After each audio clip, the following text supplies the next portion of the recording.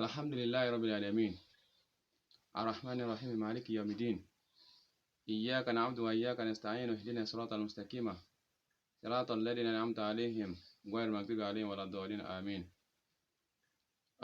ọpẹ́ ni fún Ọlọ́run ọba àlekèọlá, ọba tí ó dá wa, ọba tó mọ̀ wá, ọba tó mọ̀ wá, ọba tó ṣe ìgbésí ayé wa ní ìrọ̀rùn tí kò fi ní ẹnìkọ̀ọ̀kan lára. Alhamdulillahi rabbil alamin. Ìkẹ́ àti ìgẹ́ Ọlọ́run bá mú bá Ànábì wa Muhammad sallallahu alayhi wa sallam. Abẹ́ Ọlọ́run ọba àlekèọlá, Ọlọ́run bá yá fi gbogbo àwọn alátẹ̀lé Ànábì, àwọn sàhábà, àwọn ìyàwó Ànábì, àwọn ọmọ rẹ̀, àwọn ará ilé Ànábì láwọn tí àdúrà tọ́ sí, láwọn tó ti lọ sí kìyámà. Ọlọ́run bá kẹ́ wọn lápapọ̀.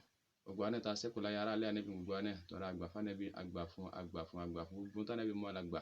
Ọlọ́run sì lẹ́wọ̀n lábẹ́ lọ́jọ́ ayé wa bí àti lọ́la kìyámà. Ọlọ́run kó ṣàánú ẹnìkọ̀ọ̀kan wa náà.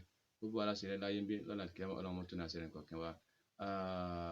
Orúkọ tèmi lẹ́ẹ̀kan sí, orúkọ mi ni Afa Abbas Ibn Abbas Muhammad Fasasi ẹlẹ́fọ̀ọ́. Tó já sí pé mo wà láàyè yìí láti sọ ìyàtọ̀ tí ń bẹ láàrin al-alim onímímọ̀ wàlẹ̀ arif àti ẹni tó mọ Ọlọ́run. Gbogbo onímímọ̀ ayé kọ́ ló fi mọ Ọlọ́run, ẹ̀já kọ́ gbà bẹ́ẹ̀. Gbogbo onímímọ̀ ayé á rí pé ń bẹ náà àwọn kan tí ó jẹ́ pé onímímọ̀ ìmọ̀ pínsípì kan wọ́n pa àwọn àgbà pọ́ Ọlọ́run bẹ̀, ṣùgbọ́n kò sí ohun tọ́lọ́run fi yí wọn tẹ́ nínú mọ̀ bóyá nípa ìwé, wọ́n pọ̀ lọ bẹ́ẹ̀.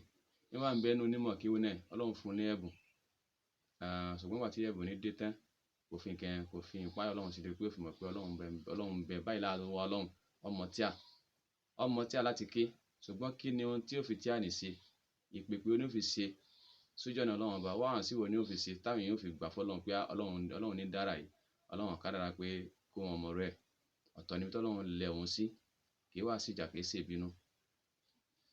Gbogbo rẹ̀ dá bẹ́ẹ̀ tọ́lọ́run bá ṣe ní alim, ẹ má jẹ́ àmọ́ bínú àwọn tí wọ́n jù wá lọ nínú mọ̀, káwọn mọ̀ bínú àwọn tó jù wá lọ ní ẹ̀kọ́. Àwọn arif wọn kì í sábà dáná láàmú lórí tíà torí wọ́n mọ̀ pé èèyàn lọ fọwọ́ kọ́.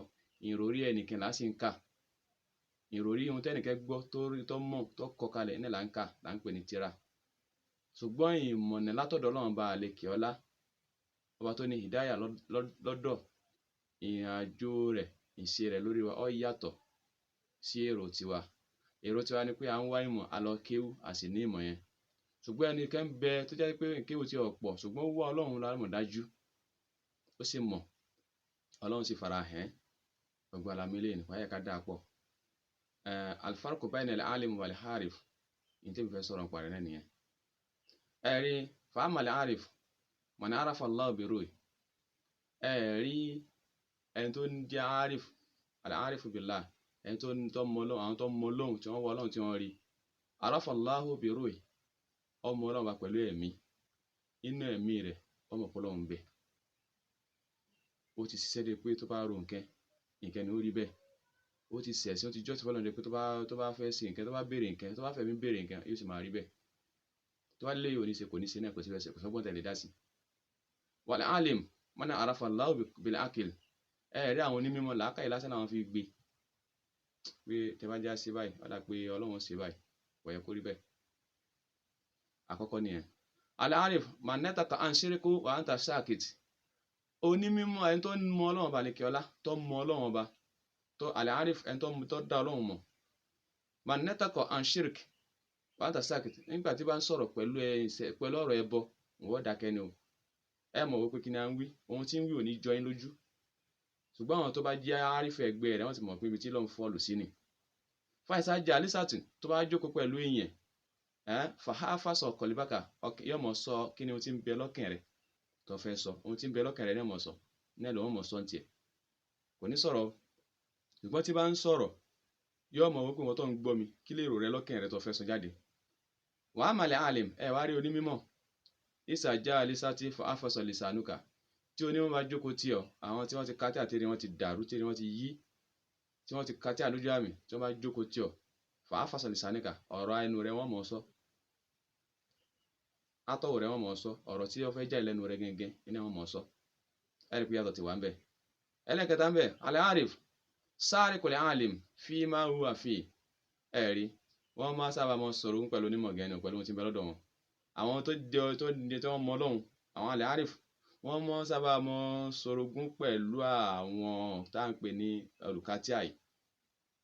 onímọ̀ ní làwọn méjèèjì o, ṣùgbọ́n ẹni ọmọ tíá lákọ́kọ́, ẹni ọmọ Ọlọ́run lẹ́ẹ̀kejì.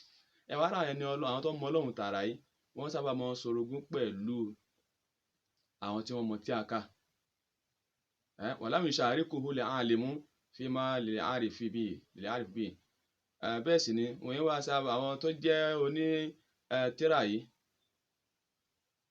ẹ̀rí. Wọ́n ní sāriku al-ālimu fīmā huwa fīhi. Àwọn onímọ̀ sábà máa ń ṣe orogún pẹ̀lú ohun tí ń bẹ lọ́dọ̀ àwọn onímọ̀ tíà, àwọn onímọ̀ tíà wọ́n sábà máa ń sọ orogún pẹ̀lú ohun tí ń bẹ lọ́dọ̀ àwọn al-ārif táwọn yìí, àwọn tí wọ́n mọ Ọlọ́run ní kọ̀rọ̀, tí wọ́n mọ ní gbangba. Torí ẹlòmíì lè mọ wò nínú wọn báyìí kọ́ mọ wípé Ọlọ́run ló fẹ́ sìn kẹ́ báyìí, ṣùgbọ́n ẹni tí ń bẹ lẹ́gbẹ̀ẹ́ rẹ̀ ò ní mọ ohun tí ń rí. Àwọn tó wá jẹ́ onítírà tó yẹ pé tíà làwọn ké wọ́n mọ̀ wípé ṣe pé bàbá yìí ti ń ṣe èrè. Walam yushārikuhu al-ālimu fīmā lil-ārif bih. Bẹ́ẹ̀ ni àwọn al-ārifu billāhi wọn kì í sábà sọ̀rọ̀ pẹ̀lú ti bẹ̀rẹ̀ àwọn onímọ̀. Mẹ́ta nìyẹn. Ẹ̀rí ẹlẹ́ẹ̀kẹta ń bẹ, èyí tó tẹ̀lé ti sílẹ̀ kẹrin, wa qalbul ālima. Ẹ̀rí ọkàn onímọ̀ yatma'innu bi zikrillah. Àwọn tí wọ́n ń kéwú wọ́n ní ọkàn wọn mọ́ balẹ̀ bi zikrillah pẹ̀lú ìrántí Ọlọ́run Ọba, pẹ̀lú kásà síkìrì. Wala yatma'innu al-ārif bi siwāllāhi 'azza wa jalla. Ọgbọ́n àwọn tí wọ́n ní ìmọ̀ kọ̀rọ̀ lọ́dọ̀ Ọlọ́run Ọba àlekè ọlá, ọkàn yìí sábà balẹ̀ o. Torí wọn wò pé tàwa lọ́kàn abalẹ̀ mi lẹ́yìn kí la mọ̀ tọ́lọ́run tó ń gbé bọ̀ lẹ́gbẹ̀ẹ́ mi, àwọn tó mọ ronú nǹkan mi. Ẹ bá mi kà á. Al-ālim yaqūlu kayfa asna'u. Àwọn onímọ̀ tíà wọ́n mọ̀ wò pé báwo lọ́lọ́run ṣe fẹ́ ṣe eléyìí. Bùkátà tí ń bẹ wájú wọn báwo lọ́lọ́run ṣe wọ́n fẹ́ ṣe. Nígbà pé tíà ní gbèsè ayé wọn ò ní wọn àṣírí pé a fẹ́ pọ̀ Ọlọ́run wọ́n lè mọ̀ tó bẹ́ẹ̀. Ẹ̀rí. Wal-ārif yaqūlu kayfa yusna'u. Àwọn onímọ̀ àwọn mọ̀ pé báwo ni Ọlọ́run ṣe ṣe. Ohun táwọn rí wọ́n mọ̀ wádìí pé báwo lọ́lọ́run ṣe ṣe nǹkan tó fi já sí ṣíṣe. Àwọn tó mọ̀ fi ẹ̀kọ́ kún ẹ̀kọ́, wọ́n mọ̀ fi ìmọ̀ kún ìmọ̀.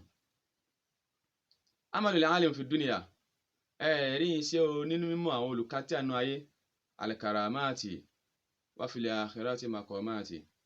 Ẹ̀rí iṣẹ́ wọn nínú ayé ni pé wọ́n mọ̀ wá àpọ́nlé lórí gbogbo ẹ bá pè wọ́n sí wàásí, ẹ bá pè wọ́n sí ọ̀rọ̀, gbogbo tẹ bá pè wọ́n sí wọ́n mọ̀ ẹ̀rí wá, wọ́n mọ̀ àdílà wá.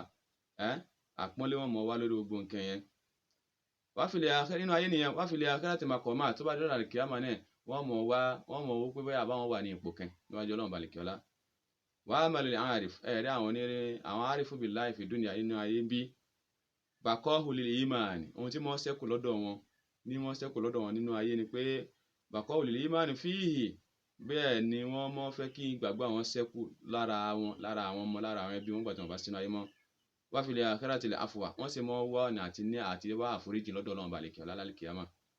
Àmójúkò pé wọ́n ṣiṣẹ́ kan látàyé pé tọ́wọ́ ti dálì kíámà tọ́lọ́ bá yáfẹ́ aláyé kó tún yáfẹ́ alálì kíámà ni wọ́n táwọn mọ̀ lẹ́nu. Ṣùgbọ́n onímọ̀ olùkà tí àpọ́nlé wọn mọ̀ wá láyé wọn wá pọ́n lálẹ́ kíámà. Ó sì yàtọ̀. Al-ālim dūna mā yaqūl wal-ḥārif fawqa mā yaqūl. Àwọn onímọ̀ tí wọ́n ń ka tíà dūna mā yaqūl. Wọ́n mọ̀ bẹ lórí ohun tí wọ́n bá ń sọ.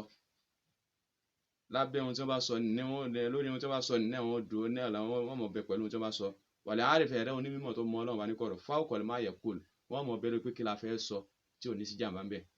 Ẹ wo yàtọ̀ onímọ̀ olùkà tíà wọ́n bẹ lórí pé kí ni lórí ohun tó ń bá sọ yẹn kó wọn dó lórí rẹ̀. Wal-ārif ẹ̀ tó á jẹ́ onímọ̀ láwọn tí wọ́n mọ Ọlọ́run ní kọ̀rọ̀ tí wọ́n mọ Ọlọ́run sìn àwọn mọ̀ bẹ lórí wọ́n mọ̀ sọ pé kí làwọn fẹ́ sọ tí Ọlọ́run ní gbé ìdààmú bá wa ń bẹ. Lábẹ́ bẹ́ẹ̀ al-ārif àwọn tí wọ́n jẹ́ olùmọ̀ Ọlọ́run Ọba ní kọ̀rọ̀ lā yadurratul qillatul 'amal. Wọn kì í dúró lórí wọn kì í bó ṣe lè kó kéré tó bí iṣẹ́ bó ṣe lè kí iṣẹ́ ó kéré tó wọn kì í dúró lórí rẹ̀. Bó ṣe lè kí iṣẹ́ ó kéré tó wọ́n mọ̀ sáré pé iṣẹ́ tá a fẹ́ ṣe iṣẹ́ báwo lè wọ́n ṣe jẹ́ àtẹ́wọ́gbà lọ́dọ̀ Ọlọ́run. Ìsā yakūnu sayyarahu qalbiyya. Nígbà tí ọkàn wọn bá ń rìn tó bá ń rìn jìnnà gan lórí gbogbo tí ń jẹ́ dáadáa láyé. Wa illā lam yakun mutahaqqiqan bil ma'rufat. Bẹ́ẹ̀ ni wọn ò kí jẹ́ pé wọ́n mọ̀ ní ìwọ̀ lórí nǹkan tí wọ́n bá mọ̀. Kò sí ìwọ̀ kẹ̀kẹ́ tí wọ́n sábà mọ̀ nítorí wọ́n mọ̀ sí ó gba àfitì ọ̀rọ̀ wọn sọ́dọ̀ náà balẹ̀kẹ́ ọlá. Wal-ālim ẹ̀rí onímọ̀ tí ń ka tíà yaduruhu qillatul 'amal. Ìnira mọ̀ bẹ fún lórí àwọn sẹ́kẹ̀ ọ̀kẹ́ pé káàkiri tíà náà ti wọn gbogbo àyíkáyè tí wọ́n mọ̀ dúró sí lórí pé báwo ni iṣẹ́ táwọn ṣe báwo ni ó ṣe jẹ́ ìnira fáwọn. Fasayaraw ila Allah. Bẹ́ẹ̀ bákan náà bi khidmatil jasad. wọ́n mọ ọkàn wọn mọ rìn lọ sọ́dọ̀ Ọlọ́run balẹ̀ kíọ́lá láti ṣe hídímà ara, láti ṣe bọ̀ yíya ara, láti tún ara ṣe. Al-arif huwa allazi la yakunu li ghayrihi lakhasa. Àwọn tá ń pè ní arif olùmọ́lọ́run, àwọn làwọn tó jẹ́ pé wọn ò kì í sábà sọ nǹkan mi inú ọ̀rọ̀, inú ìṣe, wọn ò kì í sọ tẹni ẹlẹ́ni. Wala bi kalami ghayrihi lafzan. Àbí ká pé ń bi ọ̀rọ̀ sísọ lásán, gbólóhùn téèyàn bá sọ jáde láyé, wọn tó bá sọ jáde, wọn kò ṣe fẹ́ kí àwọn kì í mọ wọ́ ọ́ ni. Nígbà wọn ti mọ̀ pé ló bọ́ ọ̀rọ̀ rẹ ṣe mọ níwájú Ọlọ́run náà ló ti ń sọ yẹn. Wala yara li nafsihi ghayra Allahi ta'ala hafisa. Wọn ò kì í rí nkẹ̀kẹ́ mi níwájú Ọlọ́run bá bó bá yẹ lẹ́mìí ara wọn tí wọ́n mọ̀ sọ nìkan. Gbogbo ohun tí wọ́n bá mọ̀ sọ, ẹ̀mí ara wọn náà wọ́n mọ̀ sọ níwájú Ọlọ́run. Báwo lẹ̀mí mi ò ṣe ní ṣe mistake? Báwo lẹ̀mí mi ò ṣe ní ṣubú lọ́dọ̀ Ọlọ́run? Báwo lẹ̀mí mi ò ṣe ní tàkìtì lọ́dọ̀ Ọlọ́run? Ohun tí wọ́n mọ̀ sọ nìyẹn. Wọ́n sọ̀rọ̀ àwọn ní kéwúbì. Èyí tó ń tẹ̀lé náà, al-arif huwa allazi raha haqiqatu ma'lumul asya. Àwọn onímọ̀ nù yìí, mímọ̀ kọ̀rọ̀ táwọn wí tí wọ́n wọ́ Ọlọ́run tí wọ́n rí. Àwọn làwọn tó yẹ pé wọ́n máa ń rí ìwọ̀ mímọ̀ lórí gbogbo nǹkan t'Ọlọ́run bá dá. Tí wọ́n bá rí eṣinṣin tí ń lọ lásán, wọ́n wò b'Ọlọ́run ṣe dá. Tí wọ́n bá rí kankan tí ń lọ lásán, wọ́n wò b'Ọlọ́run ṣe dá. Wọ́n mọ̀ á wo ìṣe Ọlọ́run lára rẹ̀.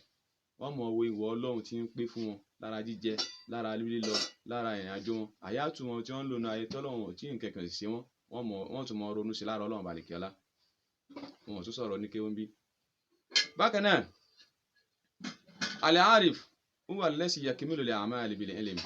Àwọn arifu billahi, àwọn làwọn tó yẹ pé wọ́n mọ̀ pé gbogbo sí wọn pẹ̀lú ìmọ̀ t'Ọlọ́run fún wọn níwọ̀nba. Wal-ahwali bi-shirri, àti ìṣe wọn, wọ́n mọ̀ pé pẹ̀lẹ́pẹ̀lẹ́. Wal-af'ali bil-hadabi, wọ́n sì mọ̀ ṣe gbogbo nǹkan wọn pẹ̀lú ẹ̀kọ́ ni. Wọn ò ní dára láàmú, wọn ò ní sẹ̀ kẹ̀kẹ́ kù.